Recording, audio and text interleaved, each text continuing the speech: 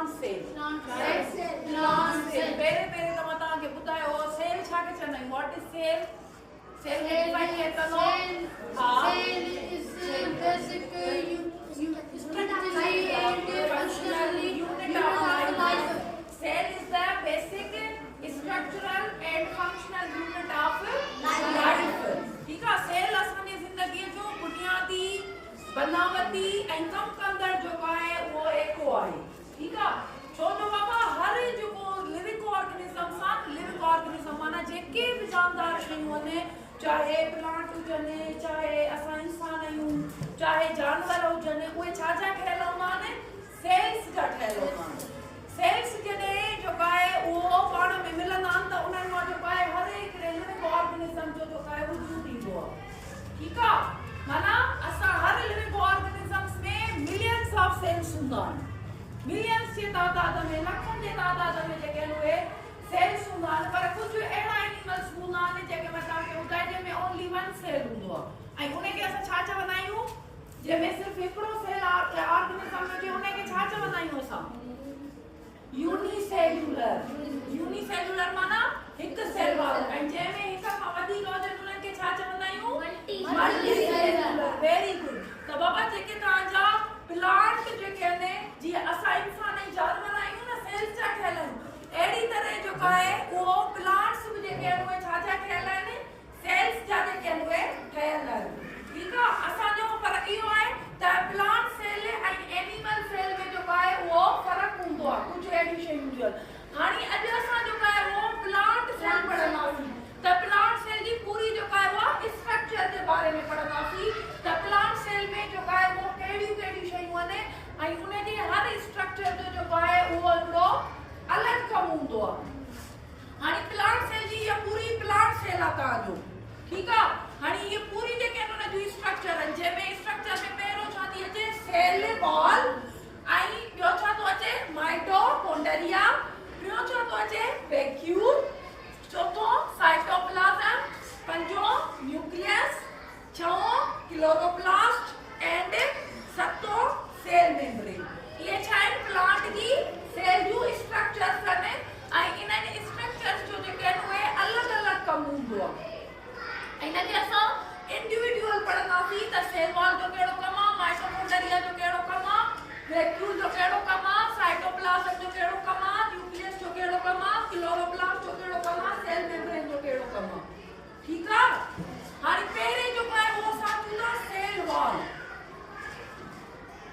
बाबा हीअ जेका आहे जंहिंमें मां मार्कर थी फेरायां हीअ छा आहे प्लांट जी सेल प्लांट जे सेल जी सेल वॉल आहे बाबा ॾिसो जीअं हिकिड़ो कमरो आहे ठीकु आहे हीअ छा आहे कमरो आहे इन जो चौधारी हेॾां बि भित आहे हेॾां बि भित आहे हेॾां बि भित आहे हेॾां बि भित आहे छा आहे इहो कमरो सॼो ढकियो पियो आहे ठीकु आहे अॼु असां हुन में वेही था सघूं पर जेकॾहिं हीअ चारई पासनि में भितियूं न हुजनि छत बि न हुजे असां कमरे में वेही सघंदासीं गर्मी थींदी असांखे जेकॾहिं गर्मी आहे या सियारो आहे त सीउ थींदो ठीकु आहे त अहिड़ी तरह बाबा जेको प्लांट सेल आहे न उन जे सेल जे ॿाहिरां जेका आहे हिकिड़ी स्ट्रॉन्ग आउटर वॉल हूंदी आहे छा स्ट्रॉन्ग आउटर वॉल उन वॉल खे असां छा चवंदा आहियूं सेल वॉल सम्झ में आयो cell wall is the strong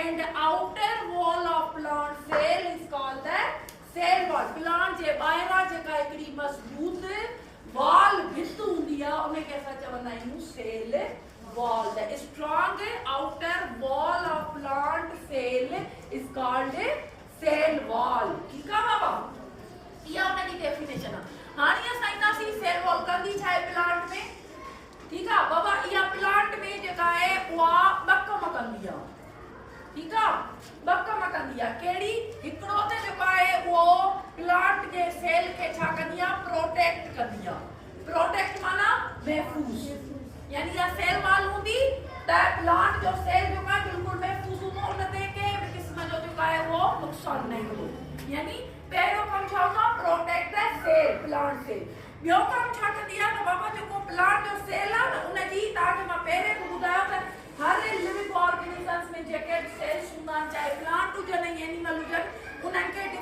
shape हूंदी आहे, डिफरेंट साइज हूंदी आहे, डिफरेंट उनजी स्ट्रक्चर हूंदी आहे। सब सेल हिक जहिड़ा न आहिनि हूंदा, ठीकु आहे। त हाणे ॿियो कमु छा कंदी त सेल वॉल जेका आहे न प्लांट सेल जी जेका पूरी स्ट्रक्चर आहे शेप, समझ में आयो, स्ट्रक्चर ऐं शेप खे मेंटेन करे रखंदी आहे। मेंटेन माना ठाहे रखंदी आहे, यानी जेकॾहिं सेल वॉल हूंदी त प्लांट खे प्रोटेक्शन हूंदो ऐं प्लांट सेल जी जेका स्ट्रक्चर आहे शेप आहे उहा मेंटेन रहंदी, बिगड़जंदी न। क्लियर बाबा, ठीकु आहे। इहो थी वियो सेल वॉल जो फंक्शन। हाणे असां अचूं था माइटोकॉन्ड्रिया।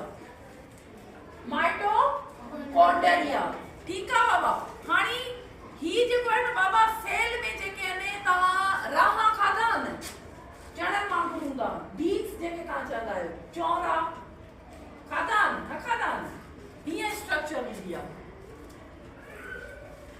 बाबा। इन जी शेप जेका आहे बीन शेप हिकिड़ी स्ट्रक्चर हूंदी आहे प्लांट जैसे। ये असां में हूंदी आहे, एनिमल सेल में भी, ह्यूमन सेल में भी, प्लांट सेल में भी। माइटोकॉन्ड्रिया, हाणे हिन खे असां माइटोकॉन्ड्रिया खे चवंदा आहियूं पावर हाउस ऑफ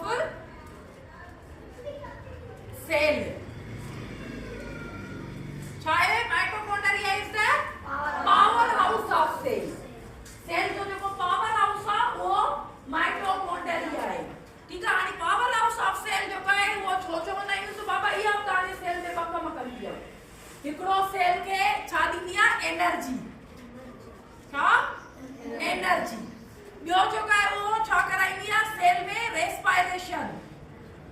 सेल में जेको रेस्पायरेशन थींदो आहे, साह खणण जो अमल थींदो आहे, उहो तव्हांजो छा कंदो आहे? माइटोकॉन्ड्रिया कराईंदो आहे। इन जे करे असां जेको आहे उहो माइटोकॉन्ड्रिया खे चवंदा आहियूं पावर हाउस ऑफ सेल। तव्हांखां केरु बि पुछे त mitochondria which is the power house of cell, mitochondria is the power house cell. छो? छो जो इहा सेल में रेस्पायरेशन भी कराईंदी आहे प्लस में एनर्जी ॾींदी आहे सेल खे। क्लियर? ठीकु आहे बाबा। उन खां पोइ जेको आहे बाबा ही आहे वैक्यूल।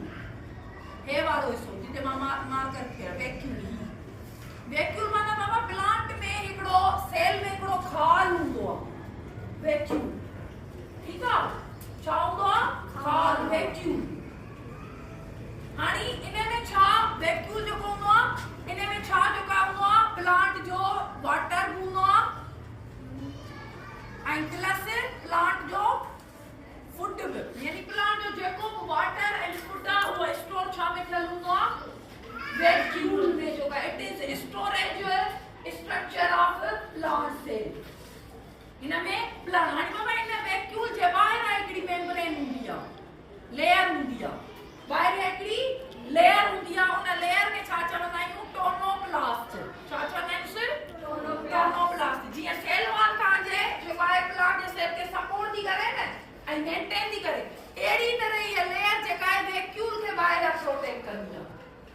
माना इन में तव्हांजे वैक्यूल में प्लांट जो जेको आहे उहो फूड में स्टोर थियल हूंदो आहे प्लांट सेल जो ऐं वाटर में स्टोर थियल हूंदो आहे। हिकिड़ी ॻाल्हि बाबा यादि रखी छॾियो त जेको प्लांट सेल हूंदो आहे न उन में जेको वैक्यूल जेको आहे उहो वॾो हूंदो आहे। वैक्यूल्स जेके हूंदा आहिनि उहे वॾो हूंदा आहिनि ऐं घणा हूंदा आहिनि। असांजो जेको एनिमल सेल आहे न उन में जेके आहिनि वैक्यूल्स तमामु नंढड़ा हूंदा आहिनि, थोरा हूंदा आहिनि। समझ में आयो बाबा? तमामु नंढड़ा हूंदा आहिनि ऐं थोरा हूंदा आहिनि, छो जो असांजे वाटर ऐं फूड स्टोरेज ऑर्गन ॿिया आहिनि ऐं प्लांट में फूड स्टोरेज ऐं वाटर स्टोरेज ऑर्गन जेका ॿिया कोन्हनि, इन करे जेका आहे उनजे वैक्यूल खे हलण सां इहो वॾो ठाहियो आहे। क्लियर बाबा? उन खां पोइ जेको आहे उहो चए थो साइटोप्लाज़म। साइटोप्लाज़म असां चवंदा आहियूं त granular and liquid part of cell, यानी सेल जो दाणेदार ऐं पाणियाठ वारो हिस्सो, उन खे असां छा चवंदा आहियूं? दाणेदार। उन खे साइटोप्लाज़म। हाणे जेके बि सेल जा केमिकल रिएक्शन थींदा आहिनि उहे छा में थींदा आहिनि? साइटोप्लाज़म। जेके बि केमिकल रिएक्शन थींदा आहिनि उहे साइटोप्लाज़म में थींदा आहिनि। हाणे उन खां अचूं था बाबा सेल मेम्ब्रेन।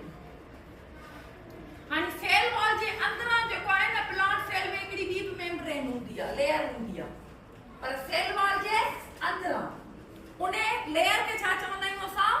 Sale membrane. बाबा इन मेम्ब्रेन जो कमु छा जेको मटीरियल बाबा जी नोन के बाहर कढंदी जीअं ॾिसो असां में किडनीज़ आहिनि न एक्सक्रीएटरी ऑर्गन्स वेस्ट मटीरियल असां रिमूव कंदियूं आहिनि अहिड़ी तरह सेल मेम्ब्रेन जो कमु इहो हूंदो आहे त सेल जे लाइ जेके ज़रूरी शयूं हूंदियूं उन्हनि खे अंदरि मोकिलींदी ऐं सेल लाइ जेके नुक़सानकार शयूं हूंदियूं उन्हनि खे ॿाहिरि कढी छॾींदी in and out of the cell clear ठीक है उन्हें का अलावा जो का है पियो है क्लोरोप्लास्ट बाबा ये क्लोरोप्लास्ट सिर्फ ताने प्लांट सेल में हुंदो एनिमल सेल में ना हुंदो ठीक है सिर्फ प्लांट सेल में हुंदो एनिमल सेल में ना हुंदो हिन जी शेप जे का है डिस्क शेप हुंदी है छा शेप हुंदी है डिस्क शेप हुंदी है इने क्लोरोप्लास्ट में जो का है ग्रीन कलर जो पिगमेंट हुंदो ग्रीन कलर के पिगमेंट के साथ बनाइयो सा क्लोरोफिल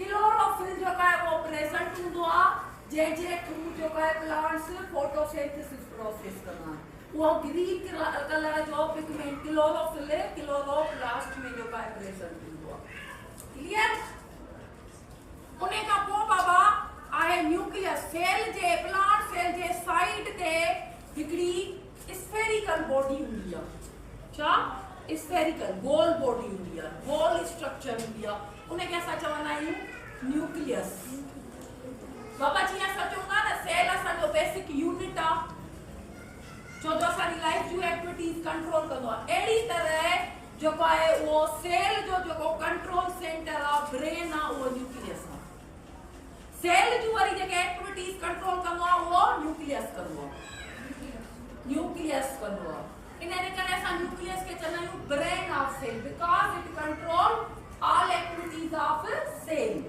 ये सेल असांजी कंदो आहे कंट्रोल त असांजो बेसिक यूनिट आहे अहिड़ी तरह न्यूक्लियस जो आहे वरी सेल जी एक्टिविटीज कंट्रोल कंदो उन्हें के असां चवंदा आहियूं न्यूक्लियस या ब्रेन ऑफ सेल बाबा इहो तव्हां ध्यानु कयो त जेको प्लांट सेल आहे न उन में न्यूक्लियस साइड ते हूंदो आहे प्लांट सेल में न्यूक्लियस साइड ते हूंदो आहे ऐं जेको एनिमल सेल आहे न उन में न्यूक्लियस जेको आहे वो छा ते हूंदो आहे सेंटर ते विच ते इहो यादि रखिजो प्लांट सेल में जेको न्यूक्लियस आहे वो साइड ते हूंदो आहे ऐं एनिमल सेल में जेको आहे वो न्यूक्लियस जेको आहे सेंटर ते हूंदो आहे छो त तव्हां खे सोचो बाबा छो जेको आहे प्लांट सेल में न्यूक्लियस साइड ते हूंदो आहे त जो प्लांट सेल में जेको वैक्यूल वॾो हूंदो आहे वैक्यूल वॾा हूंदा आहिनि ऐं घणा हूंदा आहिनि इन करे उनखे विच ते जॻह न मिलंदी आहे त न्यूक्लियस साइड ते हूंदो आहे एनिमल सेल में न्यूक्लियस विच ते हूंदो आहे छाजे करे त एनिमल सेल में जेके आहिनि उहे